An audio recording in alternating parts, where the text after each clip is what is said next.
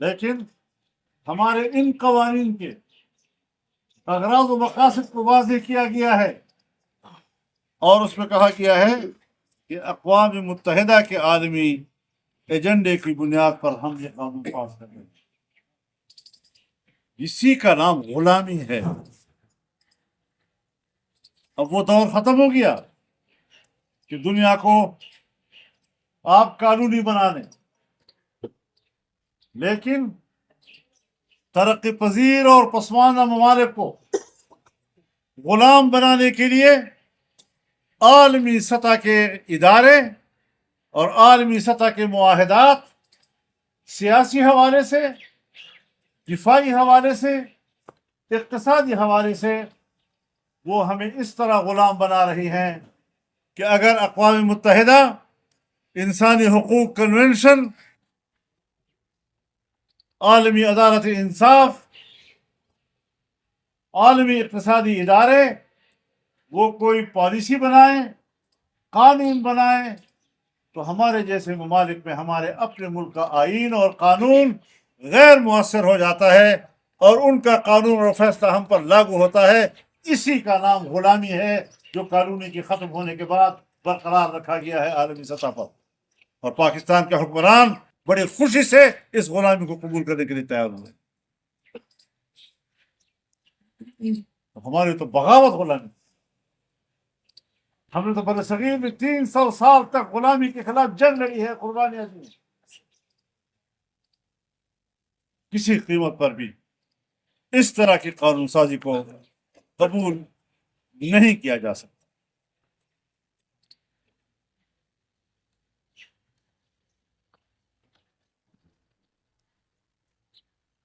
Transgender یعنی مرضی کی صنفی شناخت تبدیل کرنا، اگر تو پیدائشی طور پر یہ واضح نہ ہو کہ مرد ہے یا عورت، اگر وہ ایک صنفی شناخت کے لیے ہسپتال جاتے ہیں وہاں تو شاید گنجائش ہو، لیکن جس کو اللہ تعالیٰ نے مکمل مرد پیدا کیا ہے، یا جس کو اللہ تعالیٰ نے مکمل خاتون پیدا کیا ہے،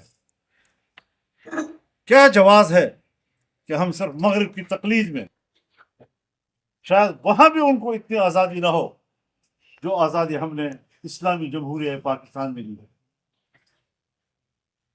میاں شہباز شریف سے ہمیں یہ توقع تو نہیں تھی، مسلم لیگ سے ہمیں یہ توقع تو نہیں تھی کہ وہ اس حد تک جائے گی۔ ہم تو سمجھے تھے کہ یہ وہ مسلم لیگ نہیں جو انگریز کی وفادار تھی، ہم تو یہ سمجھ رہے تھے کہ اب یہ پاکستانی مسلم لیگ ہے، لیکن ان کے اندر آج بھی غلامی کے دور کے جراثیم زندہ ہیں، اور جس کے مظاہر آج ہم اس وقت اس جماعت کے اندر دیکھ رہے ہیں۔ ہمیں توقع نہیں تھی۔ اس سلسلے میں ایک اور بات کا بھی اضافہ کروں کہ دینی مدارس کے حوالے سے جو رجسٹریشن کا قانون پاس ہوا تھا، نہ اس پر ابھی تک کوئی عمل ہو رہا ہے۔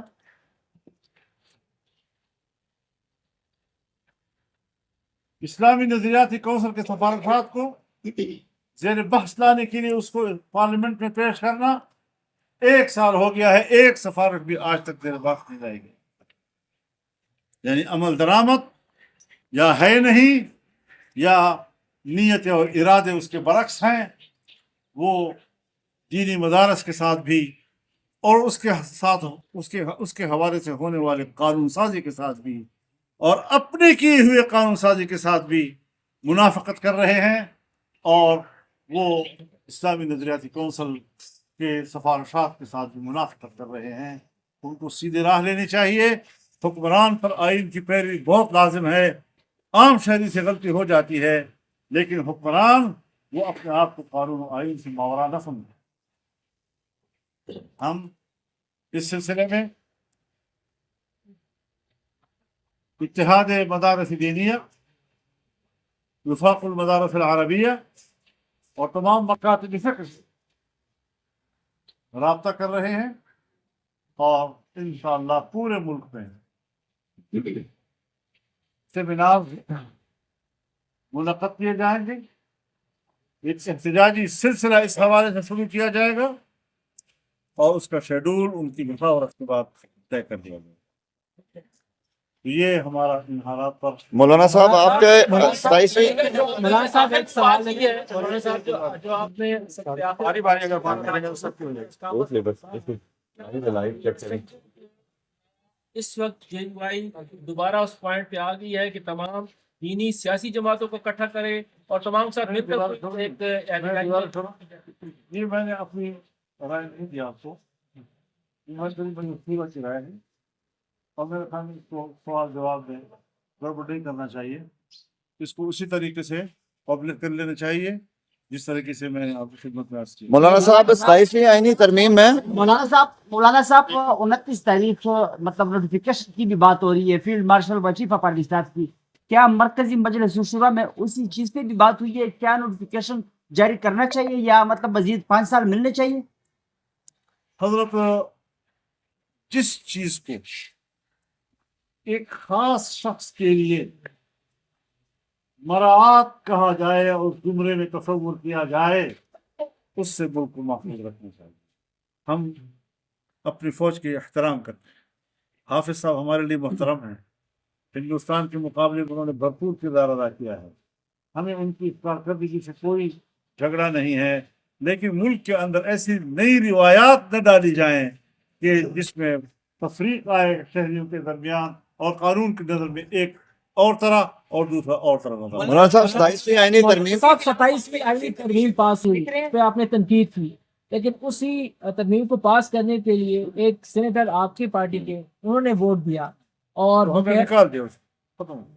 مولانا صاحب یہ بتائیں 27ویں آئینی ترمیم کے لیے جو خدشات ہیں آپ سے وقتاً فوقتاً سیاسی جماعتیں حکومتیں ملتی رہی اور تبادلہ خیال ہوتا رہا.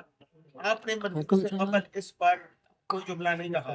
نمبر 1 اب تو 28 29 30 ترمیم کی بھی باتیں ہو رہی ہیں تو اس کے لیے کیا نام میں آپ کو پتا ہے کہ بنگلہ دیش میں جا رہا اور میں سفر میں تھا جب خبر آئی کہ باتوں میں اسی وقت وہی تقسیم کیا کہ میں 22 پہنچ رہا ہوں پاکستان اور 23 کو فوراً جا سکتا. اب مزید طرح وہی مارے تو ابھی تو کوئی بات نہیں کی جا سکتی. آنے دونوں مولانا صاحب یہ آپ نے فرمایا کہ ہمیں توقع نہیں تھی کہ شہباز شریف صاحب اور یہ مسلم لیگ جو ہے انگریز کی وفادار مسلم لیگ نہیں ہے. تو کیا جو پچھلی مسلم لیگ تھی جس کا آپ حوالہ دے رہے ہیں وہ انگریز کی وفادار تھی؟ آپ خود ہی سمجھتے ہیں بہت سی چیزیں ہیں. اسی کو پوچھو اور بات. مولانا صاحب نون لیگ کے پاس اب بندے پورے ہو گئے ہیں اور کل تو پیپلز پارٹی نے کہا کہ پنجاب میں دھاندلی ہوئی ہے اور پی ٹی آئی تو آلریڈی رونا رو ہی رہی ہے، تو کیا کہیں گے آپ؟ حضرت بات یہ ہے کہ صاف پالیسی اختیار کریں نا. ہم نے اگر 2018 کو نہیں مانا تو 24 کو بھی نہیں مانا. ہم پی ڈی ایم کے سربراہ میں تھا، میں نے کہا نہیں اصول کی طرح غلط ہے. اگر نہیں ہوا میں بیٹھ گئے. مولانا صاحب یہ بتائیے گا، مولانا صاحب اس کے شورا کے اجلاس پختونخوا میں امن امان کی صورتحال اور افغانستان کے ساتھ جو